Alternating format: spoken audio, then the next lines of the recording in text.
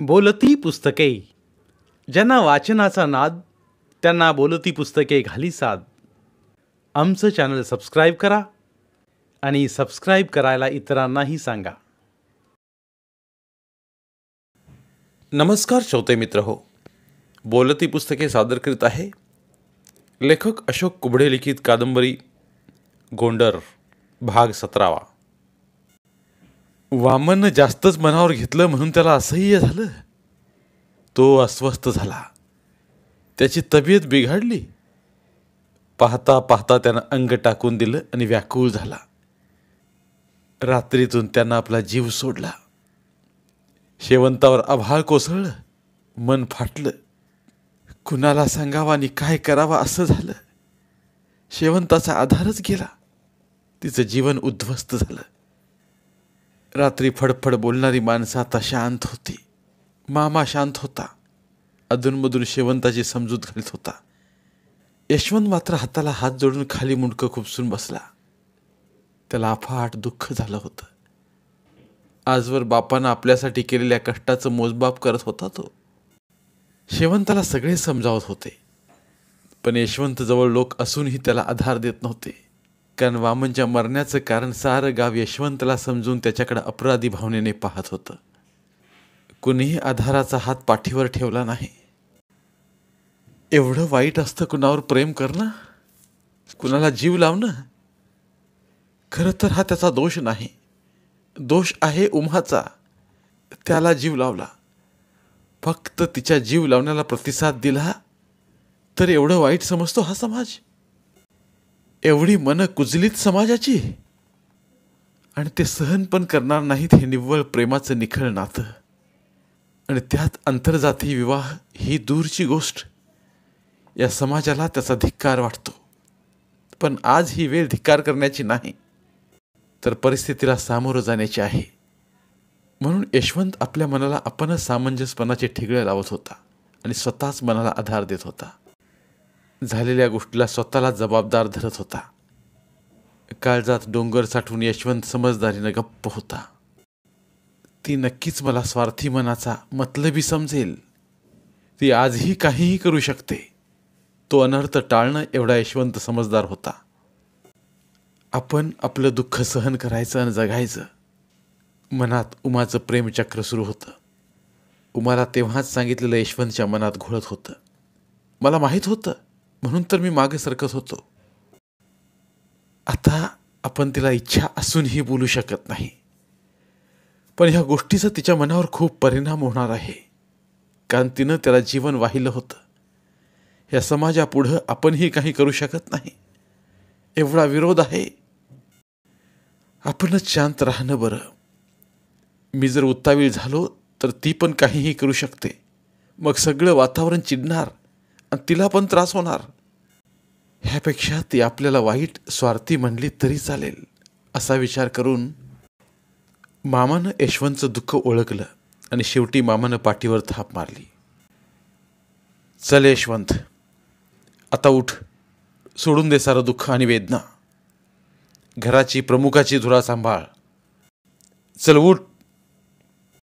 म्हणून मामानं यशवंतला थाप मारून उठून उभं केलं. शेवंताचा आक्रोश सुरू होता. मामानं पाठीवर मारलेली थाप यशवंतनं ओळखली आणि त्यानं त्या घराला आपला आधार हवा. माझ्याच खांद्याचा आधाराची वाट हे घर पाहत आहे, म्हणून जबाबदारी स्वीकारली.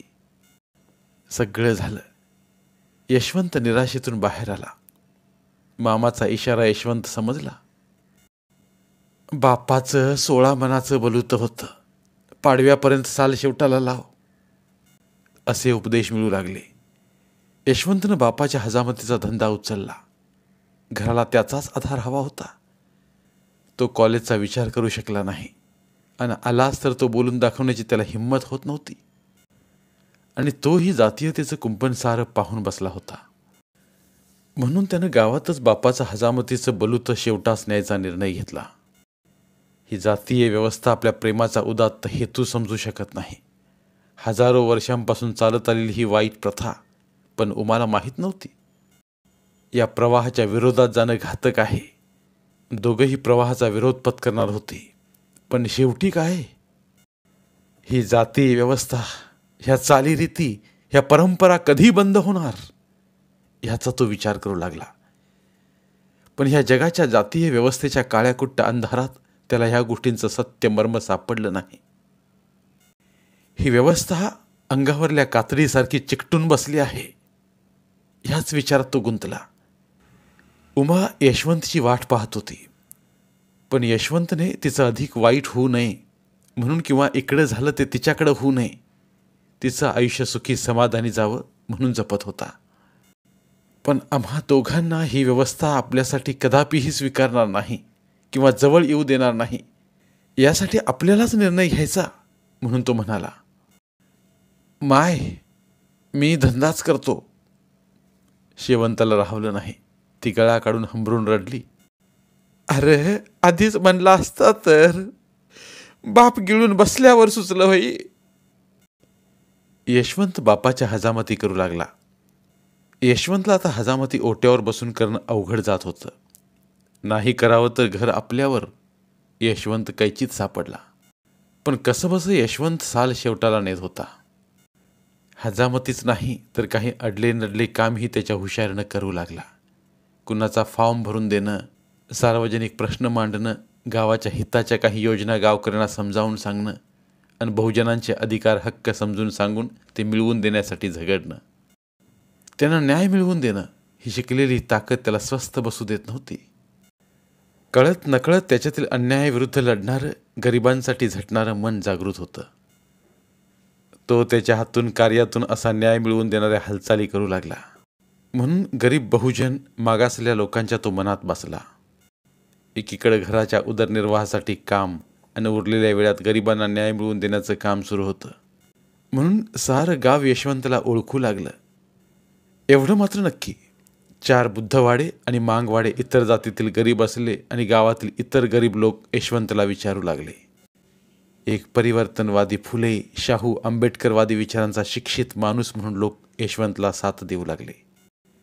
तो पण त्याच्या कामासाठी धावपळ करायला मागं पुढं पाहत नव्हता. अशा यशवंतच्या भराच्या काळातच गावाला निवडणुकीचे वेध लागले. आज खालच्या पाडात वडाच्या झाडाखाली यशवंतला बंड्यानं गाठलं.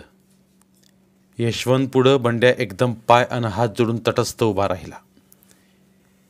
त्याच्या अशा अचानकपणे सावधान उभं राहिल्यामुळं यशवंत गालात किंचित हसलाच. एखाद्या देवापुढं मागणी मागण्यासाठी हात जोडून उभं राहावं तसा तो उभा होता. त्याचं असं उभं राहणं म्हणजे तो काहीतरी सांगणार, यावरून यशवंतनं ओळखलं. बंड्या चैनीचं लग्न झालं तसा बेचैन होता. त्याला सारखं चैनी दिसत होती. तिचा मजबूत बांधा, तिची मादक चाल तिच्या शरीराला सागराच्या लाटासारखी हेलकावत होती. बंड्याला चैनीची प्रत्येक आठवण स्वस्थ बसू देत नव्हती. धावंडकराच्या सामटीत भेटलेली चैनी आणि तिचा पुसटसा झालेला हवा हवासा वाटणारा स्पर्श बंड्याला आजही तसाच जाणवतो. चैनी बंड्याला बऱ्याच वेळेस भेटली होती. तिच्या वागण्यातून ती पण नकळत बंड्याच्या प्रेमाला प्रतिसाद देत असावी. नदीवर एकदा धुणं धुवायला गेल्यावर तिनं सदाच्या बायकोजवळ बंड्याविषयी बरंच बोलणं व्यक्त केलं. आजी मागं राहत असल्यानं ती मनातच झुरत होती. खाली मान घालून सरळ चालत होती.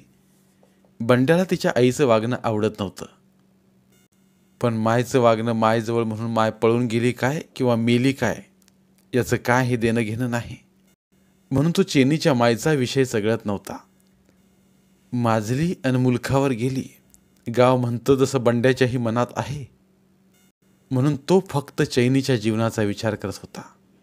सगळा गाव चैनीसाठी वेडा झाला. गावातील तरुण पोरं तिच्या जवानीला पाहून जिभल्या झाटत. फक्त मायच्या वागण्याचा धागा धरून लोकांनी तिचं पोट आल्याची बोंब उठवली.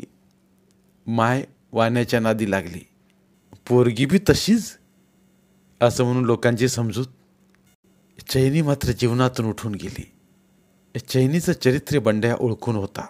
तो सारखा चैनीसाठी झुरतो. चांगल्या जवान पोरीला म्हातारला देऊन तिच्या जवानीचा सत्यानाश झाला. म्हणून बंड्या लग्न करण्यास तयार झाला. हेच सांगण्यासाठी तो यशवंत समोर देवापुढे हात जोडावे तसा हात जोडून उभा होता. यशवंतला म्हणाला, मी चैनीशी लग्न करणार, तिला माझा जीवनसाथी बनवणार. बंड्याला कोणी नाही, माय न बाप. भाऊ होता तो सासरवाडला राहायला गेला. गावात गुरुवाची 2-3 घरं, पण गावात कामधंदा नाही म्हणून अन काही नोकरीनिमित्त शहरात राहायला गेले. गावात फक्त बंड्या मायसोबत राहत होता. 2 वर्ष झाली माय मेली. इतके दिवस माय होती, तुकडा पाण्याला आधार होता. आता एकट्या बंड्याच्या जीवनात चैनीचं सुख घेण्यासाठी बंड्या धडपडत होता. चैनीचं चारित्र्य, स्वभाव, तिचं वागणं गावात तिच्या पावित्र्याविषयी फक्त बंड्याला माहीत, कारण तो नेहमी तिच्या मागावर असे. नेहमी तिचाच विचार त्याच्या मनात होता, म्हणून तो तिच्यावर लक्ष देऊन होता. खरं तर तिच्या पावित्र्याचा साक्षीदारच होता तो. सगळी हकीकत ऐकल्यावर यशवंतनं बंड्याचं मन ओळखलं. खऱ्या प्रेमाचा अर्थ आणि प्रेमाची जाण असलेल्या यशवंतनं आपण प्रेमात अपयशी झालो, आपल्याला जे मिळालं नाही, म्हणून बंड्याच्या खऱ्या प्रेमाला साथ द्यायची म्हणून बंड्याला मदत केली, त्याला आधार दिला. गावात बंड्या आणि चैनीची चर्चा सुरू झाली. चैनी गायब झाली तसा बंड्या गावात दिसत नव्हता. यशवंतनं त्याला आधार दिला, म्हणून बंड्यानं चैनीला पळवलं आणि तिच्याशी लग्न केलं. या बंड्याच्या धाडसामागे यशवंत उभा होता. तेव्हा मात्र गावातील लोकांचा यशवंतला सामना करावा लागला.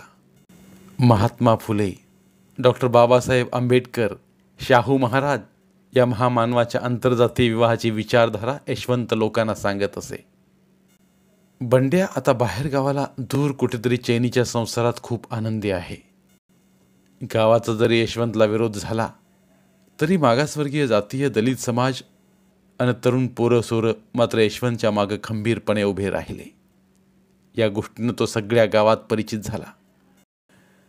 पिंगळी गावात निवडणुकीचं वातावरण निर्माण झालं. गाव तसं पहिलंच राजकारणाच्या विषयी आंबट शौकीन.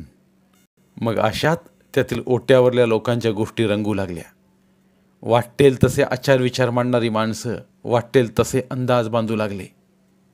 निवडणूक सरपंचाची. गावात चांगलीच गटबाजी. अण्णा आणि भाऊसाहेब म्हणजे वसंतराव आणि ज्ञानबाराव यांचा सख्खा भाऊ, कुणीच कुणाला कमी नाही. कुस्तीचा जसा शिमग्याला फड वाजावा तसं गावात वातावरण होतं. अण्णाची पार्टी 25 वर्षांपासून सत्तेत, त्यांचा सरपंच आहे म्हणून त्यांचा आवाज. आमदार खासदार अण्णांच्या इशाऱ्यावर नाचतात आणि पंचायत समिती जिल्हा परिषद अण्णांच्या खिशात. म्हणजे जशी खिशातली नोट मोडून वाटेल तेव्हा खर्च करता येते, तसं अण्णानं पंचायत समिती जिल्हा परिषद आपणच चालवलं होतं. भाऊसाहेबांना पाहुणे आणि सोयरे धायऱ्यांचा चांगला सपोर्ट. सगळे पाहुणे अधिकारी, आमदार आणि पार्टी पैसेवाली. मग काय, कुणीच कुणाला कमी नाही. मग यात यशवंतची काय डाळ शिजणार. पण अख्खं गाव आणि गोरगरीब लोक फक्त यशवंतकडं आशेनं पाहू लागले. सगळ्यांना वाटू लागलं, यशवंतसारखा माणूस गरिबी पाहिलेला, भोगलेला, शिवाय शिकलेला जर गावचा सरपंच झाला तर गावचं आणि गरिबांचं कल्याण होईल आणि सगळे चांगले होतील. आज आरक्षण जाहीर झालं आणि गावात ओबीसीला आरक्षण सुटलं म्हणजे गावचा सरपंच हा ओबीसीचाच होणार. ही गावातल्या इतिहासातील पहिलीच घटना होती. दोन्ही पार्टींमध्ये बेचैनी झाली. उमेदवारांची शोधाशोध सुरू झाली. ओबीसी यात इतर मागासवर्गीय माळी, सुतार, कुंभार, तेली, धोबी, न्हावी मोडतात. अण्णानं ग्यान्या सुतारला धरलं आणि भाऊसाहेबानं धुणबा माळी गाठला. दोघांनाही यशवंत माहीत होता. त्याचं काम, धडपड गावाला माहीत व शिकलेला तरुण. शिवाय अख्ख्या गावाच्या तोंडात होता. वाड्यावर चांडाळ चौकडी बसली होती. रात्री 5-25 माणसं जमत. धोब्याचं संभा आणि बाळ्या भिवा ही अशी त्यांची बेवडी मंडळी. अण्णांसोबत मस्त गप्पा हाणत. अण्णा बोलताना संभावरटी म्हणाला, अण्णा काही म्हणा राव, मात्र आपणच निवडून येऊ बघा. अण्णांनी संभाचं बोलणं ओळखलं. अण्णा बोलण्याआधी बाळ्यानं उचललं, मायला मारी कसं बोलतो यार संभा. अबे अण्णांचा बोलबाला हाय, कोण आहे अण्णाला टक्कर देणार. सगळे धागेदोरे आणि सगळं माहीत आहे. राजकारणाचं पाणी पाणी केलं अण्णानं. अशा भपक्या ही 4 बेवडी मंडळी मारत अण्णांच्या बैठकीची शोभा वाढवत होते. ही नेहमीचीच अण्णांची माणसं त्यांना काही देणं घेणं नाही, विकासाचं नाही न हक्काचं. आपल्या पोटात कसं पाडून घ्यायचं त्यांना माहीत. अण्णांना आपली यशोगाथा गौरवगाथा या बेवड्या मंडळीकडून ऐकून घेतली आणि त्यांना खुश करून वाटं लावलं. तेवढ्यावर ही मंडळी सगळ्या गावात वातावरण पसरवण्यास लागली. गावात 2 पॅनल. अण्णानं ओबीसी सरपंच होतो म्हणून सुताराच्या ज्ञानाला उभं केलं आणि भाऊसाहेबानं माळ्याचा धोंडीबा गाठला. गाव दीन दलित गरीब लोक यशवंताकडं आशेनं पाहू लागले, म्हणून त्याला निवडणुकीला उभं राहा म्हणून खूप आग्रह धरला. पण यशवंतचं म्हणणं होतं, एक अपक्ष राहण्यापेक्षा कुणाच्या तरी पार्टीकडून उभं राहणं बरं होतं. तो तयार होता, पण या लोकांना कानाखालचा माणूस हवा. यशवंत मात्र त्यांचं ऐकून किंवा त्यांनी सांगितल्यावर सही करणारा नव्हता, कारण तो सुशिक्षित, हुशार, माहिती असणारा स्वाभिमानी तरुण होता. पण लोकांनी त्याला स्वस्थ बसू दिलं नाही. शेवटी त्याला अपक्ष उभं राहावयास भाग पाडलं. त्याचा प्रचारही जोरात केला. कुणी रुपया मागला नाही. लोक प्रचाराला मावत नव्हती. लोकांना बदल हवा होता आणि तो बदल फक्त यशवंत आणू शकत होता. म्हणून सारं गाव, बौद्धवाडे, मांगवाडे आणि तरुण पोरं सोरं यशवंतच्या मागं होती. त्याचा बोलबाला होता. तालुक्याला फॉर्म भरला. गावात प्रचाराला सुरुवात झाली. संभावर्डी आणि बेवडी मंडळी पोरग बरं आहे, माहिती आहे म्हणत पंचांच्याला अण्णांच्या बैठकीला हजर होत. दिवसभराचा शीन घालवायला अण्णांच्या वाड्यावर बैठक होती आणि मळ्यात जेवण. एका दिवशी अण्णांची काही माणसं यशवंतच्या घरी आली. सकाळी यशवंत हजामती करीत होता. हातातलं काम आटोपून यशवंत आलेल्या माणसांना नमस्कार चमत्कार करून म्हणाला, कसं काय येणं केलं पाटील?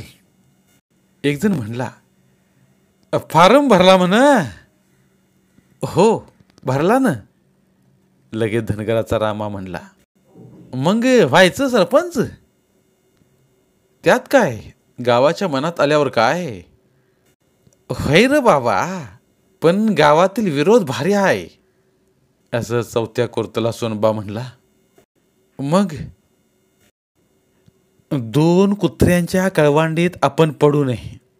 सोबत काय मिळणार, त्यापेक्षा आपली कोरभर बरी बनतो म्या. यशवंतनं वस्त्रात थांबवला आणि सोनबाकडं पाहत म्हणाला, कोरभर बरी, पण अशी कुत्र्याला फेकल्यासारखी नको. तर मला हक्कानं मागायची. नाही दिली तर मग हिसकावून घेणार आहे मी. सारं गाव पेटवतो बघा या हक्कासाठी. सोनबादा हसला. अरे यशवंता, तू अजून लहान आहेस. ही सोबतची लोक ना कुत्र्यासारखी आहेत. हाडूक टाकलं की जाबडं उघडत नाहीत. आपणच वाईट होतो बघ. विचार कर आणि वाटलं किंवा विचार बदलला तर सांग. फॉर्म काढून घेऊ तुझा. हो दे त्या दोघांची कौंडळ. गाव जले हनुमान बाहर म्हणत सोनबा खदखद हसला. दादा, काका, आपण जाऊ शकता. मी तो हनुमान नाही, गाव जलानेवाला. मी तो हनुमान आहे, आपली शिपटी जाळून सगळी लंका जाळणारा, आग लावणारा. बरं जातो बाबा, पण बघ झाला विचार तर सांग. लागलेलं पैसे आणि त्याला काही 4 पैसे लावून द्यायला लावतो बघ. गरिबाचं नुकसान करणार नाही. यशवंत स्वाभिमानी होता. हात जोडून तो म्हणाला, मला माझं पाहू द्या. धन्यवाद. म्हणून यशवंतनं ती माणसं घालवली. पण जाताना ती एवढं पण म्हणून गेली, आपलं गावात एकच घर आहे. असाही सल्ला देऊन ती माणसं गेली. गावात आता प्रचाराला सुरुवात झाली. वेग वाढला. मतदान आता काही दिवसावर आलं. बुद्धवाड्यातील नवजवान पोरं, आडबांड पोरं यशवंतचं रक्षण करू लागले. त्यांना आत्तापर्यंत आपला विचार, आपला हक्क मांडणारा कोणी मिळत नव्हता. आता यशवंत एक आशेचा किरण होता. अण्णाला यशवंतच्या अशा वागण्यानं रात झोप लागत नव्हती. त्यांना उमा दिसत होती. तर मागे यशवंतनं पुराचं पैसे वापस करायला लावले. तो प्रसंग आठवू लागला.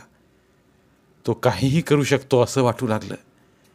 या गावातील अडाणी लोकांना हुशार करून आपल्या अडचणी वाढवू शकतो, चारी बुद्धवाडे त्याचे समर्थन करत होते. म्हणून अण्णांना झोप येत नव्हती. सत्तेचं सुरुंग फुटल्यासारखं वाटत होतं. रात्री 1-2ला अण्णा जागी होते. बुद्धवाड्यातला लक्ष्मण भालेराव, त्याला टकल्या लक्ष्मण म्हणतात. वयोमानानं त्याचे केस फार लवकर उडाले म्हणून लोक त्याला टक्कल पाहून टकला म्हणतात. तो आलेला अण्णानं पाहिलं. तो अण्णाला बोलला, अण्णा, मालक, फक्त इशारा करा, बस. तुमच्या पायावर मुंडका आणून ठेवतो, ते काम फत्ते करतो. नाहीतर नाव सांगत नाही, मुंडकं तुमच्या पायावर पहाटे दिवसाच्या आत. अण्णा म्हणाले, नको नको लक्षा, बघ ना, आपण गुळानं मारू, मग विष कशाला रे? अरे आपल्या डाव्या हाताचं काम आहे लक्षा. सरड्याची धाव कुपापस्तोर. बघ तर खरंच किती विचित्र परिस्थिती. एकीकडं 4 बुद्धवाडे यशवंतच्या मागं आणि दुसरीकडं त्याला तेच मारायला, काटा काढायला तयार. अशी माणसं मागं असल्यावर चळवळ कुठं जाईल? महामानवांना अभिप्रेत असलेली चळवळ. अण्णानं लक्षाला शांत करून घरी पाठवलं. त्याला चहा पाण्याला देऊन खुश केलं. लक्षा अण्णांच्या विनंतीला मान देऊन घरी गेला. आपल्याच चळवळीतील माणसं, आपल्याच विचारांची माणसं असे दुश्मनाचे हस्तक होतात. मग कशाला पाहिजे बाहेरचा दुश्मन? तिकडं एकानं चळवळ ओढायची, पांघरायची, आणि एकीकडं एकानं तिला कुरतडायची. मग काय फायदा होईल त्या चळवळीला?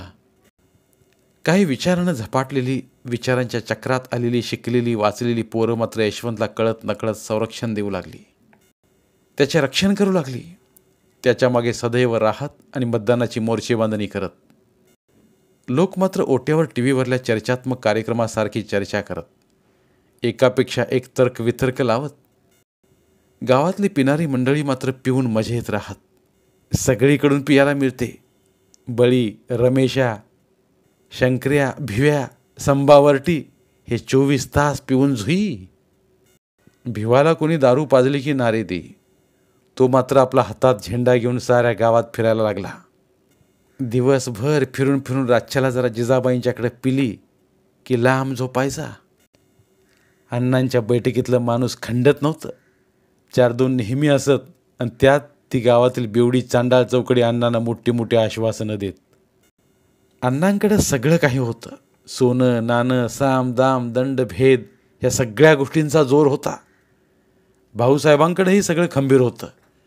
पण ओळखी पाळखी राजकारणात म्हणावं तेवढं वर्चस्व नव्हतं. आणि सरपंच पदाचा दावेदार असलेली आरक्षित माणसं दोघांकडेही होती. पण अण्णासाहेबांच्या पॅनलचा ज्ञानासुतार आणि अपक्ष असलेला यशवंत यांच्यात चांगली जोरदार चुरस होती. यशवंतनं सगळं गाव काबीज केलं. सगळीकडे याचीच चर्चा होती. आजकालची पोरं सोरं यशवंतच्या तरुण नेतृत्वाच्या मागं होती. तीच बेवडी मंडळी कधी कधी यशवंतला त्याचा बाप वामनविषयी सांगून त्याला आपल्याविषयी आपुलकी दाखवीत आणि भेटून जात. यशवंतला बाळ्या भेटला. यशवंता, मी आपला बरं, पण काही म्हण, तुझं वातावरण बरं आहे. लोक तुझंच नाव घेत आहेत. त्यावर यशवंत सहज हसत म्हणाला, बळी काका, आपल्याला परिवर्तनाची लाट आणायची आहे, विकास घडवून आणायचा आहे. गावानं साथ दिली तर पाहू. लोक परंपरेच्या आणि दबावाच्या राजकारणाच्या बाहेर आले पाहिजेत, मग बघा. अरे मला ते काही कळत नाही तसं, पण लोक तुझ्या मागं आहेत आणि गावात तूच वारा आहे, बस. हो ना काका, पाहू. आपल्याला बदल घडवून आणायचा आहे, बस. चालता चालताच बळी म्हणाला, यशवंता, सांच्याला येऊ का घराकडं पाण्याला? यशवंतनं ओळखलं. काय चहा पाणी करावं काका, आपण गरीब माणसं, गरीबाचंच भलं करणार आहे. गरिबांना साथ दिली तर. ते जन्माला जात नाही. मला सहकार्य करा, मी फक्त हात जोडून मत मागणार. आपल्याकडं काही नाही, फक्त निवडून देऊन आपल्याकडून कामं करून घ्या. गरीब माणसं गरिबाचं भलं करणार. गरिबानं साथ दिली तर बरं होईल. बळी यशवंतचा ऐकून खाली मान घालून निघून गेला. गावात प्रचाराचा उच्चांक शिगेला पोहोचला. वातावरण तंग. इलेक्शन उद्यावर येऊन ठेपलं होतं. आज दिवसभर म्हणजे 5 वाजेपर्यंत प्रचार होता. प्रचारासाठी सगळी मोर्चे बांधणी झाली. दिवसभर फिरून भेटी देऊन झालं. यशवंतनं सांगितल्याप्रमाणे कार्यकर्ते घराकडे गेले. धन्यवाद. उर्वरित कादंबरी पुढील भागात.